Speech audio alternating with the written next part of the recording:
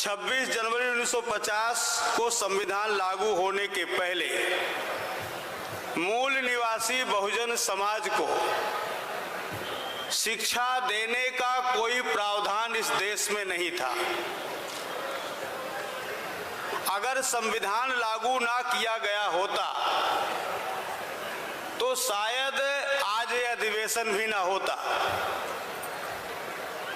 ये बाबा साहब डॉक्टर भीमराव अंबेडकर की देन है कि उन्होंने भारतीय संविधान के माध्यम से इस मूल निवासी बहुजन समाज को शिक्षा को वंचित किया गया था।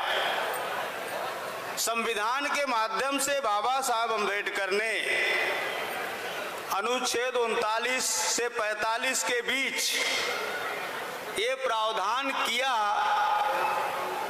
कि शिक्षा राज्य का विषय होगी और राज्य की जिम्मेदारी होगी कि उसके राज्य में रहने वाले प्रत्येक नागरिकों को 10 वर्ष के अंदर सभी को शिक्षा प्रदान करना है। लेकिन आप लोगों को मालूम है कि देश का संविधान लागू हुआ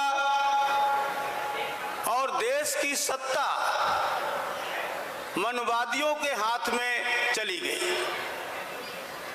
बाबा साहब कहते थे संविधान अच्छा है या बुरा है, वह इस बात पर निर्भर करता है कि संविधान चलाने वाले कैसे हैं।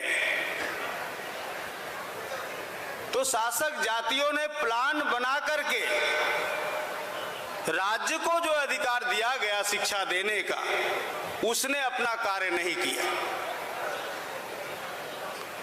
फिर इस पर संविधान के प्रावधान पर पूरे देश में चर्चा होने लगी कि अभी तक सबको शिक्षा मिले, इसके लिए कोई विशेष कदम राज्य के द्वारा नहीं किया जा रहा है।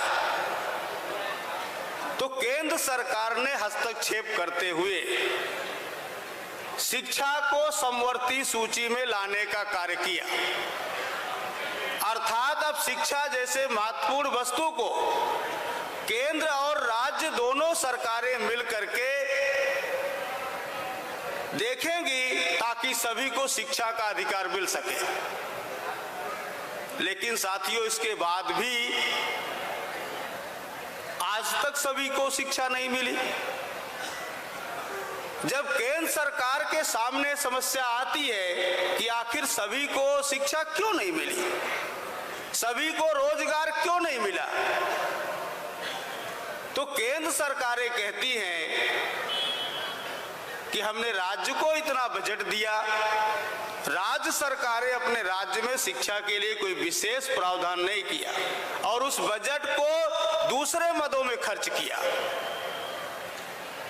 राज्य सरकारें से जनता सवाल खड़ा किया तो उन्होंने कहा कि केंद्र सरकार से मैंने अपने राज्य में शिक्षा की समुचित व्यवस्था करने के लिए बजट का प्रावधान मांगा और केंद्र सरकार ने हमें बजट नहीं दिया।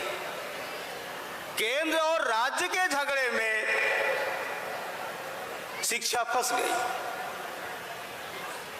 और सभी को शिक्षा मिले, इसके लिए आज तक जो समुचित प्रयास किया जाना चाहिए वैसा प्रयास नहीं किया। कभी भी इसकी संसद में समीक्षा भी नहीं की गई।